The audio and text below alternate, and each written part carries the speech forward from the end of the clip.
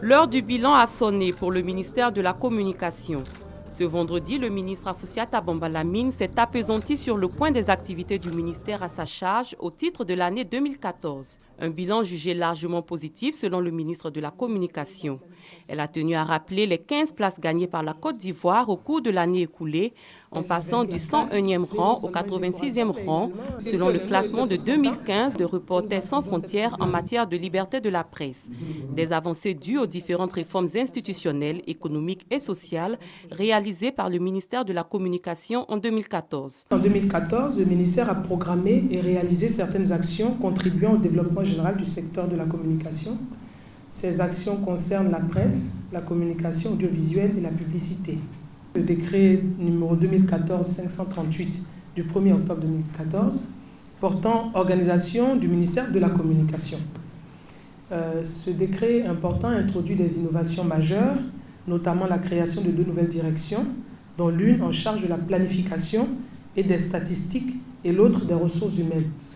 Par ailleurs, d'autres réformes institutionnelles sont en cours pour prendre en compte la transition vers le numérique, puisque nous allons passer évidemment au numérique, et à la presse également en ligne. Nous proposons la révision des 2 lois jumelles, donc la loi portant régime juridique donc, de la presse, et celle portant régime juridique de la communication audiovisuelle. Cette conférence était aussi l'occasion pour le ministre de la Communication de saluer les performances au cours de l'année 2014 de la radiodiffusion-télévision ivoirienne, le quotidien Fraternité Matin et l'agence ivoirienne de presse. Ces 3 médias d'État se sont, au dire d'Afoussiata Bamba-Lamine, montrés plus attractifs en proposant des programmes et rubriques tout aussi riches que diversifiés. Cet effort méritoire est en voie de réconcilier définitivement ces médias d'État avec les Ivoiriens. Ainsi, la RTI, en plus de sa mission d'information et d'éducation, a su aussi divertir nos populations.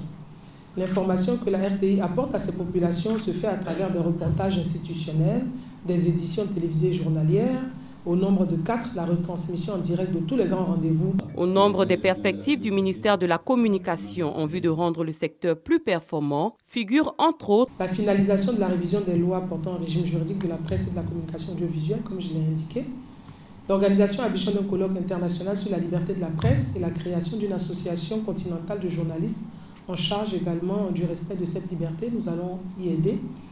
L'organisation à Abidjan d'un marché international des industries audiovisuelles dénommé Discop Africa Express, la libéralisation de l'espace télévisuel en autorisant la création de chaînes de télévision privées, le passage de la télévision analogique à la télévision numérique terrestre, le renforcement des capacités de l'ISTC afin de lui permettre donc de remplir ses missions de formation du personnel dans les domaines techniques spécifiques suite à la construction du bâtiment ou rééquipement matériel répondant aux normes du numérique, créer 20 nouvelles radios rurales locales en plus des 8 déjà existantes. Concernant la RTI, le ministère de la Communication prévoit la mise en place d'un centre régional à San Pedro et à Bangourou, le renforcement du parc auto et l'amélioration du cadre de travail et de vie des agents.